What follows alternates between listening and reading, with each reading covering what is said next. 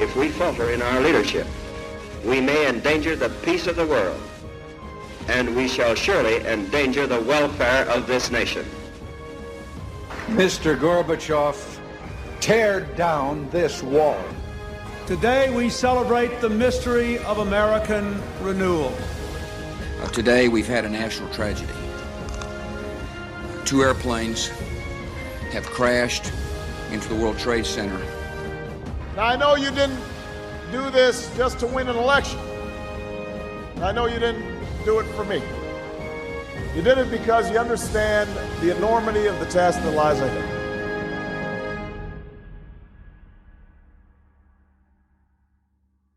Bonjour à toutes et à tous, et bienvenue dans cette série de 8 podcasts retraçant la vie de différents présidents américains contemporains qui ont marqué l'histoire de leur pays et du monde. Le choix de ces 8 présidents a été effectué pour différentes raisons. D'abord, leur postérité, ou au contraire l'oubli qui les entoure. Les ressemblances et les divergences de leur vie avec celles des candidats à la présidence de 2020. Par ailleurs, la comparaison entre la politique des 8 présidents sélectionnés et celle annoncée dans les programmes de Joe Biden et de Donald Trump nous a paru particulièrement intéressante. Loin d'être une biographie exhaustive, nous tâcherons de vous résumer la vie de ces présidents en les comparant aux 2 principaux candidats de l'élection américaine de 2020, Donald Trump et Joe Biden. Nous vous laissons avec Lyndon Baines Johnson, qui arriva à la présidence des États-Unis, d'abord en remplaçant John Fitzgerald Kennedy, puis en remportant les élections présidentielles de 1964. Son parcours en tant que président démocrate fut marqué par des réformes abondantes dans le cadre du programme Great Society. Johnson veut faire la guerre à la pauvreté, tout comme le voulait JFK, qui dans son discours dit des Newsfunders montrait une volonté de protéger les Américains les plus vulnérables. Sans nul doute, Johnson a eu une des politiques sociales les plus impressionnantes du XXe siècle, et aurait bien pu bénéficier d'une popularité importante. Mais la guerre du Vietnam et le bilan humain et économique du conflit ont tout effacé. This evening, I came here to speak to you about Vietnam. I do not have to tell you that our people are profoundly concerned about that struggle. There are passionate convictions about the wisest course for our nation to follow. Lyndon Johnson est né en 1908 au Texas dans une famille plutôt modeste de 5 enfants. Il s'oriente d'abord vers le métier de professeur avant de se lancer dans la politique. Il se lie très vite avec des personnalités importantes de la politique américaine grâce à ses compétences d'organisation et surtout de persuasion acquises lors des débats.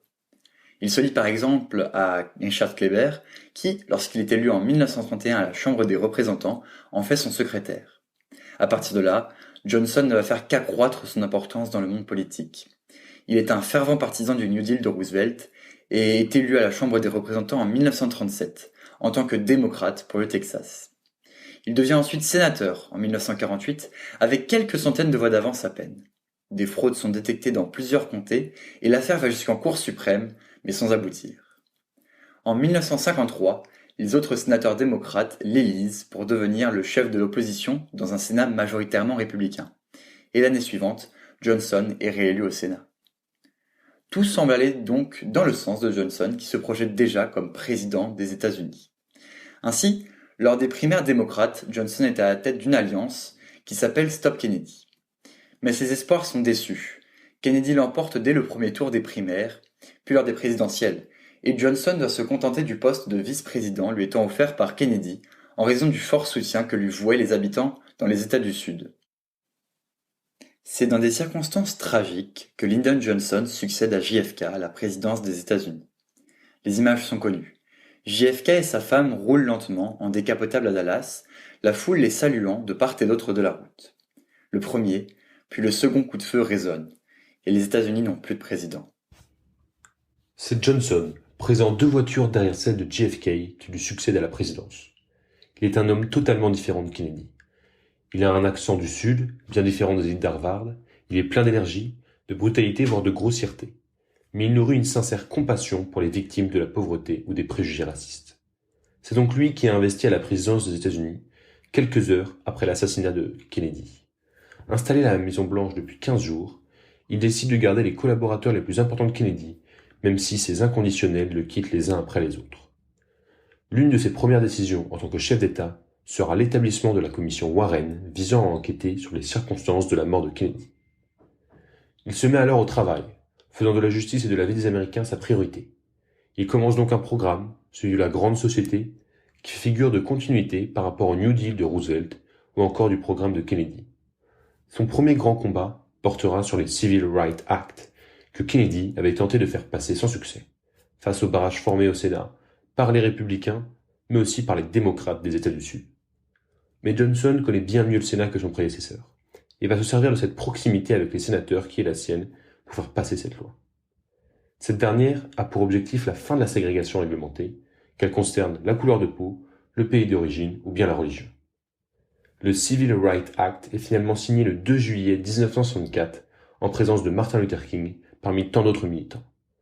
Et c'est à peine plus d'un mois plus tard, le 22 août 1964, que Lyndon Johnson déclare devant des étudiants de l'Université du Michigan qu'il commence une guerre inconditionnelle contre la pauvreté en Amérique. C'est peut-être cette fougue, cette ardeur réformatrice qui lui permet d'être réélu le 3 novembre 1964 face au républicain Barry Goldwater. Il le devance avec plus de 61% des voix, ce qui constitue un record historique aux États-Unis. Ne sont conquis par les républicains que l'Arizona, l'état d'origine de Goldwater, ainsi que 5 États du Sud profonds qui ont déserté la cause démocrate. Sa majorité au Congrès est donc renforcée, tout semble prêt pour la mise en place de sa politique de réforme de sa grande société. Cette dernière comporte 2 axes principaux de lutte. Elle porte un combat contre les inégalités raciales, mais surtout contre la pauvreté. Les réformes reprennent après son investiture, et en août 1965, Johnson fait voter le Voting Rights Act, qui a pour objectif de mettre fin aux discriminations raciales lors du vote. En effet, les électeurs afro-américains étaient souvent de facto privés de leur droit de vote, surtout dans les États du Sud. Ils étaient soumis à des tests d'orthographe ou de connaissance de la Constitution extrêmement difficiles que les autres électeurs n'avaient pas à passer, ce qui limitait ainsi fortement le nombre de votants de couleur. La loi de Johnson permet alors de mieux réglementer les bureaux de vote pour faire cesser la discrimination. Quelques mois plus tard, en octobre 1965, c'est l'Immigration and Nationality Act qui est passé. C'était cette fois-ci la discrimination envers les pays d'origine des migrants venant aux États-Unis qui est visée. Johnson met fin aux quotas pesant sur la plupart des pays autres que ceux d'Europe du Nord-Ouest qui étaient, eux, les seuls bienvenus jusqu'alors. Johnson prend également des décisions plus symboliques bien que marquantes. Il nomme Thurgood Marshall, qui devient ainsi en 1967 le premier juge noir à la Cour suprême, ainsi que le premier ministre noir Robert Weaver.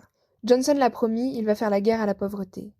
C'est donc dans cette perspective que des dizaines de programmes voient le jour pour aider les jeunes à trouver du travail, mais également pour subventionner les fermiers et les commerçants, ou encore pour mener des projets humanitaires. Le tout est administré par le Bureau de l'opportunité économique, dirigé par l'ancien chef des Peace Corps, cette agence créée par Kennedy dans le but de favoriser la paix. Par ailleurs, Johnson qui, rappelons-le, avait gravi les échelons de la société grâce au système d'éducation publique, tenait en haute estime le rôle de cette éducation qui devait pouvoir sortir n'importe qui, sinon de la pauvreté, du moins de l'ignorance. Il fait donc voter par le Congrès en 1966 la somme de 10 milliards de dollars sur 3 ans pour l'éducation, à destination principalement des collèges, lycées et universités publiques. Enfin, c'est sous son mandat qu'un véritable programme d'assistance médicale vient à naître. On voit apparaître le Medicare, qui est une aide aux personnes âgées de plus de 65 ans qui ont cotisé, ainsi que le Medicaid, qui est une aide de l'État permettant de couvrir une partie des frais médicaux des personnes les plus pauvres, des personnes handicapées ou bien des personnes âgées. Lors de son mandat, Johnson met également en place des plans de réhabilitation des villes, avec un développement des transports financé en grande partie par le gouvernement fédéral. Ainsi, la pauvreté recule aux États-Unis. Si en 1960, le nombre d'Américains en dessous du seuil de pauvreté est de 40 millions sur un total de 200 millions d'habitants, ce chiffre n'atteint plus que 25 millions au début des années 70.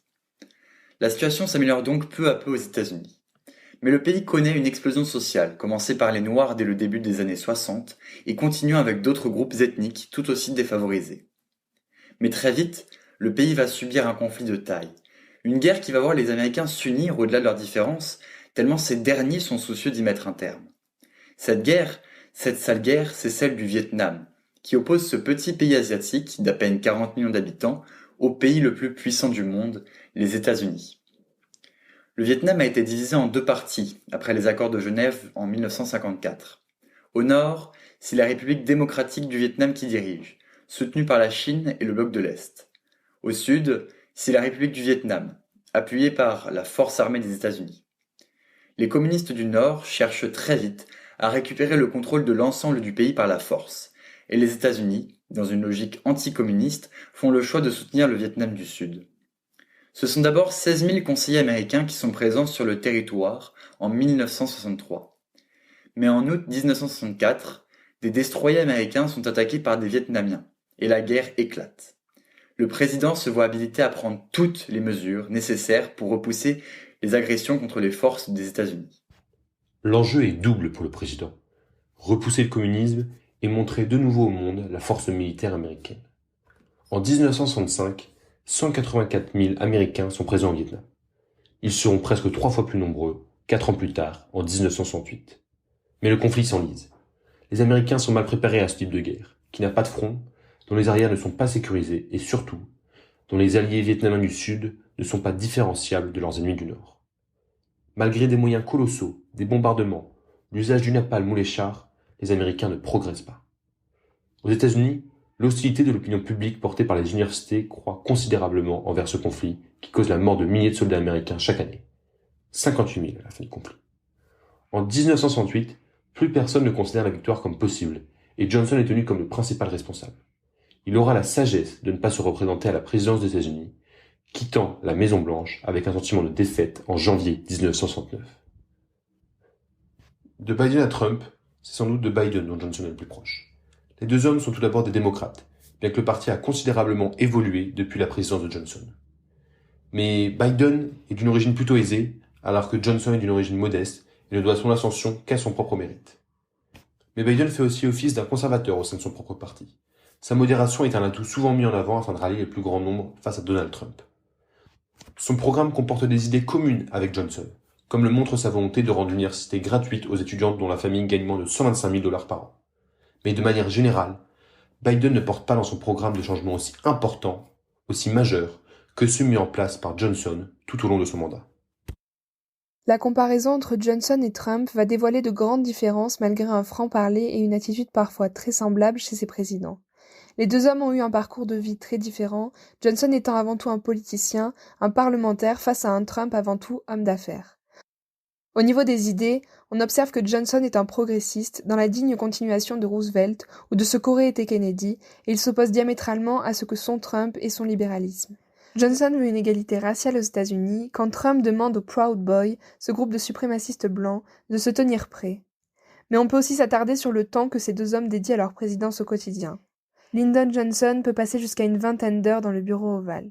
Il est un véritable bourreau du travail, plein d'énergie. Trump, en revanche, a été souvent critiqué pour son attitude au travail, passant des journées entières à jouer au golf plus de 200 fois durant son séjour à la Maison-Blanche. Au-delà de ces faits, il semblerait que les deux hommes n'aient pas toujours été honnêtes durant leur carrière politique. Il semblerait que pour se faire élire au Sénat en 1948, Johnson ait eu recours à un bourrage d'urne lui permettant de l'emporter de 87 voix sur près d'1 million. Quant à Trump, les scandales le concernant se comptent par dizaines. La dernière révélation en date, révélée par une enquête du New York Times à la fin septembre 2020, montre qu'il a payé en 2016 et 2017 des impôts fédéraux s'élevant à 750 $ seulement.